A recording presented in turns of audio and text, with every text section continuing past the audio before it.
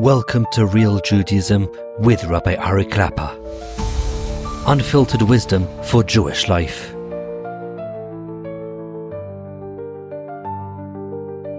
I'm going to start now discussing the first shir of, I hope, many shirim. I'm not sure exactly how many, but we'll see as we move along, on the inyan of Shalom Bayis. For a man and a woman to live together in peace and harmony is Pashat Nes. It's a miracle. It is not something that naturally can happen. The reason is because men and women are so different on so many levels. Let's start even before men and women. Just two different people who come from two different backgrounds, from two different places, with different families, with different hanhagas, different ways of doing things in life. They're so different from each other. And now they're expected to start creating a life together and do things together. Each one is coming from their own place, doing their own thing, the things that they're used to. So this is ripe for problems, for bayot. This is one of the big opportunities and places for big problems. So we need Hashem. We need Hashem in with us. And without Hashem, there's no way that we're going to be able to survive this. There's no way. We need to bring the Shechinah into our home. Without having Hashem amongst a couple, there's no way that they're going to be able to survive, because it's Pashat Nes. So that's what we need to do. The Torah says that the word Ish and the word Isha, which is the way Hashem created the world. He created the world with the Lashon HaKodesh. And Lashon HaKodesh, Ish v'Isha. So the word each word has Eish in it. Eish means that there's a fire that will consume, that will destroy. So both within a man and within a woman, there is this power to destroy. How can they live with each other when you bring Hashem in? That's the Yud of the Ish and the Hey of the Isha. If you take the Yud and the Hey, the Shem Hashem, out, each one is left with Eish. There's left with a fire. The fire there's going to be fire between them. I remember seeing quoted from the Zohar. Not that I know so much Zohar, but I saw quoted from the Zohar on the Pasuk. Lo tivaru eish b'chol moshavosechem b'yom haShabbos. There shouldn't be eish. Shouldn't be eish in your homes on Shabbos. The Zohar says, that's where the Isser to light fires. Yeah, the Isser to light fire. That's the pasuk shot of the pasuk, that you shouldn't light a fire. But the Zohar says it's talking about kas. You shouldn't have kas. And the Zohar says the reason why a person can't feel the neshama yisera, one of the reasons he can't feel the neshama, if he gets angry. But if he gets angry, then he cannot feel his neshama yisera. Could it even be that the neshama yisera left? He doesn't have the neshama yisera anymore. Why? Because of that kas. It's so easy for either side to come to kas. Yes, a newlywed couple, they're so excited. There's cheshek. There's everybody wants to be perfect and everything. It's wonderful. It's great. But slowly, a couple gets used to each other and things become regular. This is my normal life. So the regular things come out. The regular way I am comes out. And the regular way she acts comes out. And that could cause a lot of eish. It can cause a lot of problems. So what are we supposed to do? This is normal. This is natural. How are we supposed to deal with this? We need to bring Hashem in. And if it's a nes, then the only way we're going to be zoichet to a nes is by having Hashem. By having Hashem in our homes. How can we bring Hashem into our homes? So there's a number of things that we can do, and we should do. First of all, daven. We have to daven for siyata d'shmaya in everything, and certainly in Shalom Bayis. Daven for Shalom Bayis. Pshuto k'mashmo. Daven for Shalom. Kodesh Baruch Hu, please send Shalom to my home. Please help me say the right things. I don't know. My wife's so sensitive. Every time I seem to say something, she starts crying. She's angry. I don't understand. How does this happen every single time? Like, I don't think I'm saying anything, and she's offended. But Hashem, help send me the right words. Send me the right words. I want to express myself, but in a way that it won't hurt her. In a way that she'll feel how much I care about her. That's what I want to do. Help me. Hashem, help me with that. Daven to Hashem. How do I say it? What do I say? How should I react when she says something? There's so many possibilities, so many times that a person can have issues with Shalom Bayis. They have no idea how in the world, how is this supposed to happen? It's funny because a new chassan and kala, or before their chasana, they can't think of ways that they could possibly have problems. And after they're married for a number of months already, even a little bit longer than that, they can't figure out a way to have peace. What happened? What happened before? And I remember myself that before my chasana, I read a sefer on Shalom Bayis. And I was thinking to myself, like, there's nothing written here. It's like, this is just pashut. All the things written here, there's no chidushim in this. Like, why did they even have a book like this? And then I read it again 6 months after being married. Oh, finally I saw the chidushim in the sefer. Wow, it's mamish gadlus. Yeah, because the reason is because we really don't recognize what it means. Only once you're married, you recognize, and you have to still recognize, meaning it's very, very easy just to get into a fight and say, I'm right, and that's it. Even after we're married, we have to be focused on my Shalom Bayis. That is the most important thing in my life. I have to be focused on it. It's not just something that I just come home and I just say and I talk and I do whatever I want and I do things. That can't be how I live my life. I need to bring Hashem into my life, and that means I need to be active in it. Means I do have to think about what I say beforehand. Obviously, I have to put in my own hishtadlus, but daven to Hashem. Daven to Hashem that I should have ava in my home. Daven to Hashem that I should have shalom in my home. That is the first major way bringing Hashem into your home. The second is by learning Torah. Hashem is where He wants to be. You bring Hashem into your home by learning Torah in general, and even learning Torah at home. Certainly in Shana Rishonah, it's a good eitzah for a couple to be home together at night as much as possible. They should be spending the nights together talking, but that doesn't mean he can't learn at night. He should also learn at night as well, but he can learn at home. Let his wife see that Torah is important to him.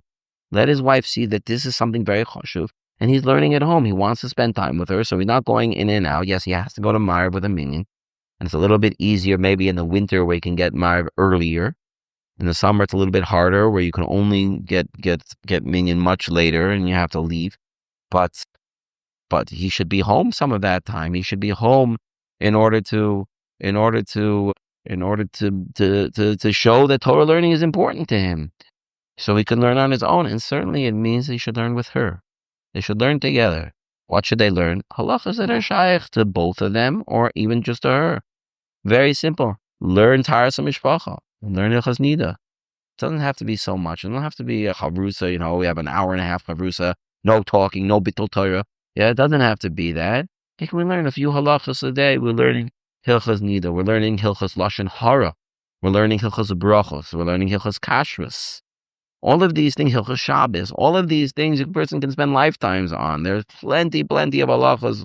Oh, and just what I listed over here, that can last. Even if you learn just the pshuto halacha, just a pashut halacha, without understanding the svaras, whatever, just a pashut halacha, all of those things can last years. Person can spend just a few minutes. That's important. I'm bringing halacha into my home. It's important to both of us. We want to have Hashem in our home. How do we bring Hashem into our home? By keeping a halachic home. Where the home should be kept halacha. We're keeping halacha. That's how Hashem comes into the home. If a person's not keeping halacha, why does Hashem want to be there in that home? Why does Hashem want to be there in the home if there's no halacha in that home? What are we supposed to do? How am I supposed to? How is HaKadosh Baruch Hu is supposed to come into that home? So the Maisa, learning Torah and keeping halacha is very, very important. It's a very, very big part of bringing Hashem into your home. Like Chazal tell us, Ish v'isha zoicha Shechinah b'neihem. And the Gemara says there's shlosha shutzvim ba'adam. Couples who unfortunately can't have children. What's the reason? So it could be there's a medical thing. It could be, but a lot of times it's Hashem just deciding not now. Do you know why? Because the Shechinah is not joining. Do you know why the Shechinah is not joining? Because they're fighting between each other. They don't have that Shalom Bayis. So the Shechinah says, I don't want to be here. You need all three. You need all three partners. You need all three partners. If Hashem is not here, so then it's not happening. I believe scientifically, medically, there are about 50% of miscarriages or infertility issues that they have no idea why it's happening. 50%. They don't know why. Doctors don't know why. The experts don't know why. Well, if the third partner is not here, so then why? Well, of course, you need all three partners to come together. One of them didn't show up. So what are you supposed to do?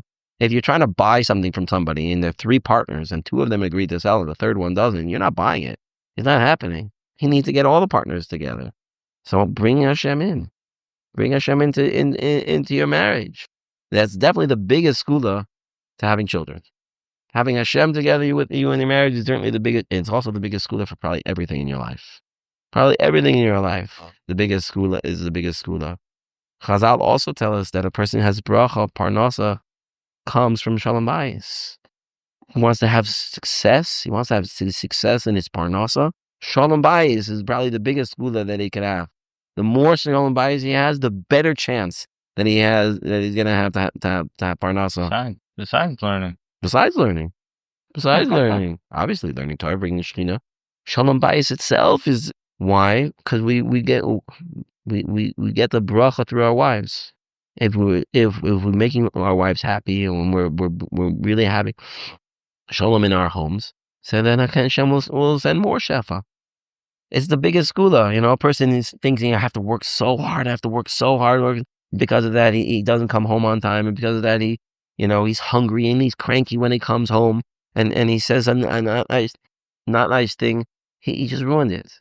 He ruined it. All your hishtadlus, the biggest hishtadlus you're not doing. The most important hishtadlus you're not doing. You have to have a place to bring the shefa to. If the Shechinah is not here, if there's no shalom in the home, so then in there's a very, very, very big problem. And who says that HaKadosh Baruch Hu is going to send shefa to such a place? So for sure, a person needs to bring Torah into his home. But he should also understand the Shalom Bayis itself is crucial to bring the Shechinah. HaKadosh Baruch Hu will only come if he sees that there's peace between a husband and wife. So it kind of works both ways. I can only have it if Hashem is here, and Hashem will only come here if I have it already. So which one comes first? Obviously, the person has to put in his shlachus, and he has to daven. And if Hashem sees that the person is really working hard on it, then he'll come too. Then the Shechinah will come too. Shechinah will help. If a person is not trying, he's not working hard, he just, when he comes home, he just, whatever comes out of his mouth, he decides, he doesn't care. He's not careful. He's not interested. He's not sensitive to his wife. He's not sensitive to his kids. And he just acts like a maneuver when he comes home. We're talking an extreme situation. So then, Ein Chanami. The Shechinah is not going to win there. Many times this happens because of something went wrong in the house.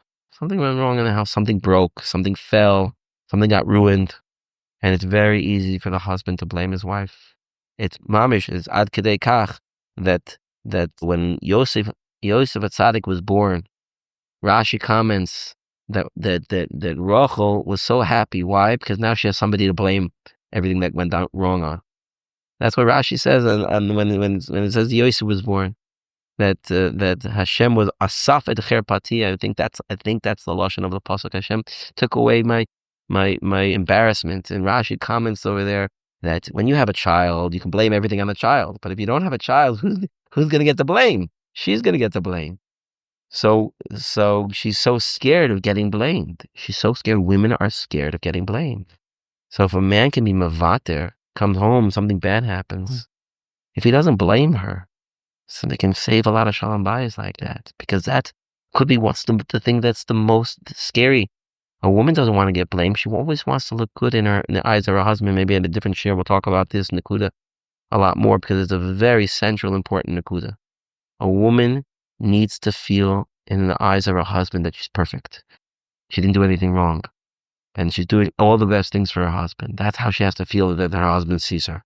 if she feels that she's blaming her for everything, or he really is blaming her for everything, so then ain't a chanami. She's gonna be a nervous wreck. You're not gonna have Shalom Bayis like that. If a man can be mavater, certainly when it comes to inyanim of mominus and where it's necessary, not blame being mavater on these things, he can bring a lot of Shalom Bayis to his home. When it comes to inyanim of tznius, that he can't be mavater on. He can't be mavater, and he obviously has to be doing it in a sensitive way. But if there's a chisaron in tznius, there's something wrong in tznius, so that is a husband's responsibility to put an end to that. How to do it could be a very big question. How to do it, and chanami. But lamaisa, that's something that he has to do. He has to be very, very careful when it comes to tznius. Maybe a different time. A few more points. In order to create real Shalom Bayis, it has to have an exclusive relationship. Maybe we'll talk about this in more detail in a different shir, but it has to be a feeling that there's something special between us, just the two of us, which means that husbands and wives talk to each other privately, and they don't talk about their lives with other people unless they're asking a shayla. But they should learn how to talk to each other and only to each other.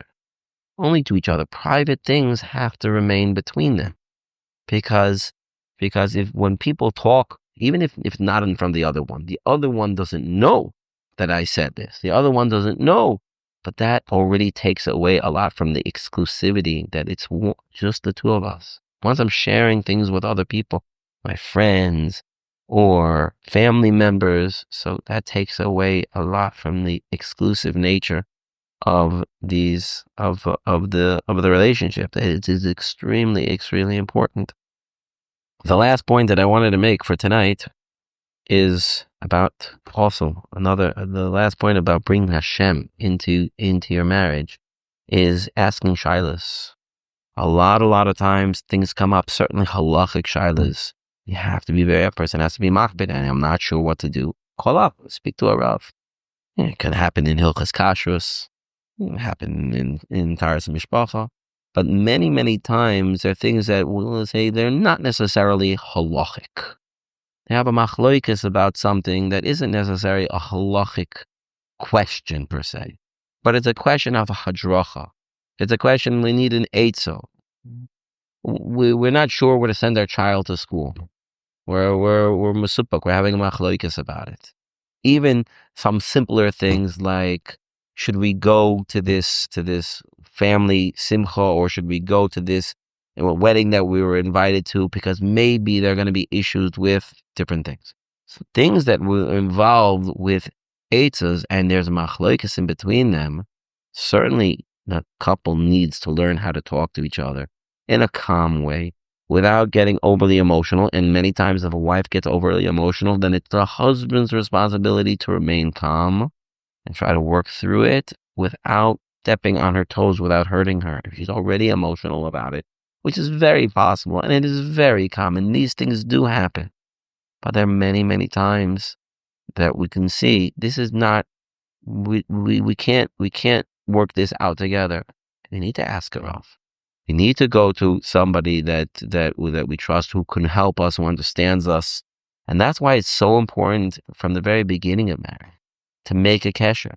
Make a kesher with a Rav. When you're going to a Rav for a shayla, don't just stick it in his mailbox so that with your phone number and you'll get an answer and that's it. Make a kesher with the Rav. Try to talk to the Rav. Then he gets to know you. If he gets to know you, so then you can ask questions about other things. And throughout life, couples are going to ask questions. Should we buy this house? Should we move to this neighborhood? Should we join this kehila? Where should we send our kids to school? There are so many different questions that come up throughout life. If a person establishes from the very beginning, we have a Rav, we go to our Rav, and we speak things out with our Rav, halachic things, and also life things. This shows that it's important to us, Das Torah. We are not just deciding on our own, we're listening to Das Torah. And sometimes the Das Torah, we don't like what the Das Torah has to say, but you know what? It doesn't matter. It doesn't matter, because we're living our life with Hashem in our life. And the way we live our life with Hashem in life is not that we ask a Rav and then we do whatever we want. Unfortunately, there are people like that. We didn't ask him to say for us. We just want to hear what he says, and then we'll do our own thing. Unfortunately, there are people like that. If a person really wants to bring Hashem into their home, I'm listening to Das Torah. I'm listening to Das Torah because that's what Hashem wants. Hashem wants you to listen to Das Torah. And it makes it much better for Shalom Bayis because we know this is the person that we're turning to. And this is the person who's going to be the one who's going to say what we should do, and we trust him. And one side might be happier and the other side not, but we're deciding beforehand, this is what we're going to do. This Rav knows us. He knows our family. He knows about many of our nisyonos and things that we deal with in life, and then he understands us. Person just stam to go to some big Rav who doesn't know you, unless the person's a Navi or has some form of Ruach HaKodesh. So then, like, how do they know me? They're going to give the same standard answer to everybody. So, but I'm different because I have this and this and that, and you don't understand. Oh, if I would have known that, then it would have been different. Which is why it's so important. Make a kesher with a Rav. By making a kesher with a Rav, you're showing Hashem, it's important to me, Das Torah. And that's another way of bringing in Hashem into your life. So therefore, just to make a sikum of what the things a person can do, understand, we need Hashem in our lives. We need Hashem in our homes. If Hashem is here, how do I know Hashem is here? You know how I know Hashem is here? If I'm happy. Do I feel Ava in the home? Do I feel like when I come home, I feel love? I feel like I love my wife. I feel like when my wife loves me. I feel happy in the home. If you feel that way, that means the Shechinah is in your home. It's not only, I come home, my only thing I have is taiva. I don't know. Taiva is an important thing as well. Not for right now, but to discuss. But do I feel happy in the home? That's how you know if the Shechinah is in the home. So how do I do it? You have to daven. You have to daven. Hashem, help me. Help me bring Shalom Bayis into my home. I don't know necessarily what the right thing to say is. She's sensitive. I want to talk about this topic. Please, Hashem, help me. Daven b'kviyas for Shalom Bayis. All the time daven for Shalom Bayis. How do I say this? What do I say? Just in general, to keep Shalom Bayis in my home. Learning Torah. To learn Torah, learn the halachas, and keep halacha. This is extremely, extremely important. Having a Torah home, because the Kodesh Baruch Hu only comes to a Torah home. Learning Torah at home. Your wife sees that Torah is important to you. Learn the halachas that are nogea. Working on your Shalom Bayis is extremely important, and it also shows Hashem, I want you here in my home because Hashem wants Shalom in the home. And that's why Hashem is even willing to erase his name to have Shalom in the home. And finally, asking Shilas. Asking Shilas, have a Rav, even not just about halacha, but asking Eitzes. This way, if there's a machlokes, we can't come to a pshara. We can't, the Rav help you in this way. This way, it's not you win or I won. This is what the Rav decided. Okay, we're going to stop over here.